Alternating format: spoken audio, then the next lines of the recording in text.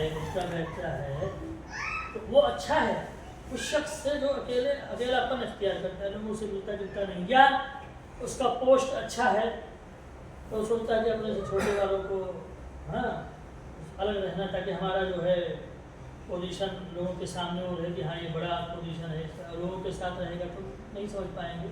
تو اس طریقے سے اپنے آپ کو یعنی لوگوں میں اچھا محسوس کر کے اور الگ رہتا ہے، لوگوں سے ملتا جلتا نہیں ہے کہ لوگ کیا کہیں گے کہ یہ ان کے اندر میں کام کرتے ہیں، مدیر ہیں یا یہ ہے.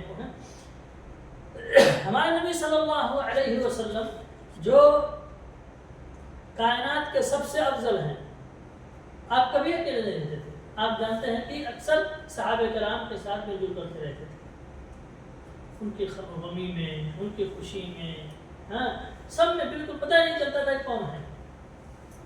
اس طریقے سے اللہ کے نبی صلی اللہ علیہ وسلم نے ہمیں یہ اخلاق سکھایا ہے.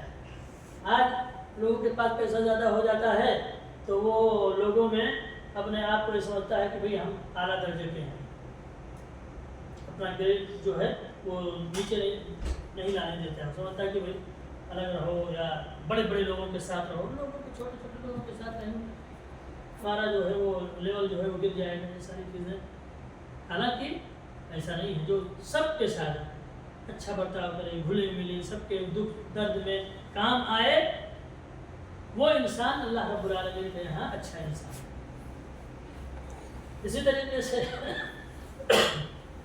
وہ انسان جو کسی کو تکلیف نہ پہنچائے وہ اچھا ہے. اللہ کے نبی صلی اللہ علیہ وسلم فرماتے ہیں کہ وہ مسلمان سب سے بہتر ہے جس کے شر سے اور جس کے ہاتھ سے اور جس کے زبان سے لوگ محفوظ ہیں.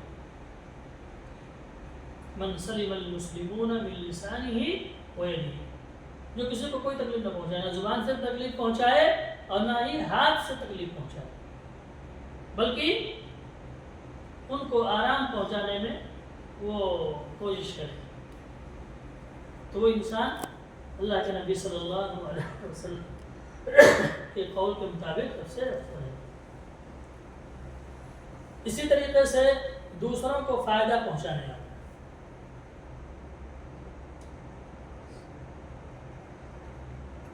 آج لوگ کیا کرتے ہیں؟ دوسروں سے فائدہ حاصل کرنے کی فکر میں رہتے ہیں، فائدہ پہنچانے کی نہیں سوچتے. اور یہی کہ ہمارا دین جو ہے، ہمارا دین میں سے نہیں چلتا ہے، ہم سے اجتماعیت ہے ہر چیز میں.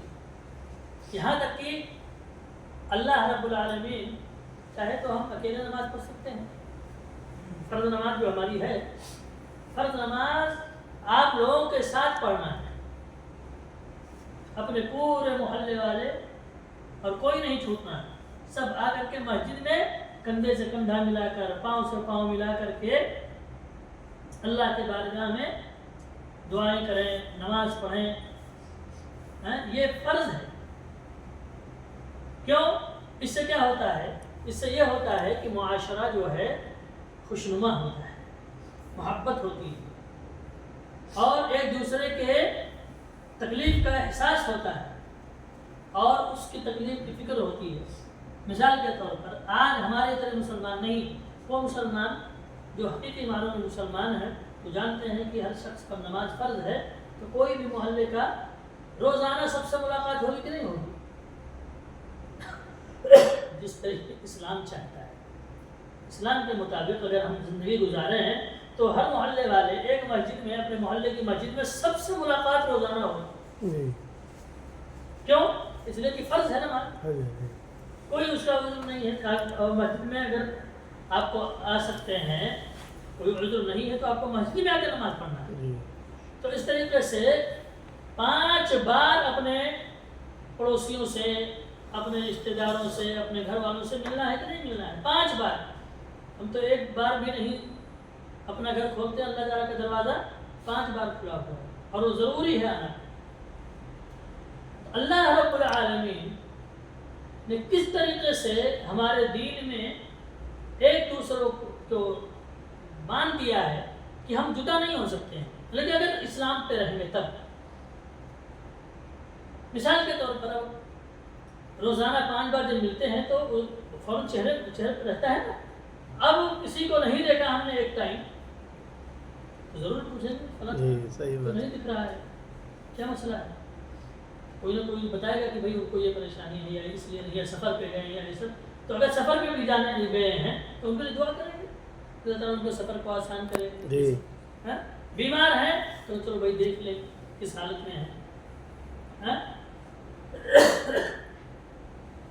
تو یہ سب جو ہے خیر ہے دین میں، لیکن ہم دین کو کہاں سمجھتے ہیں، ہم دین کو کہاں پسند کرتے ہیں. سب سے آج مسلمانوں کو سب سے خراب جگہ اگر لگتی ہے تو مسجد ہے، نعوذ باللہ، جہاں وہ جانا پسند نہیں کرتا ہے. جس جگہ جانا پسند نہیں کرتا ہے وہ کیا ہے؟ اللہ کا گھر ہے کہ نہیں؟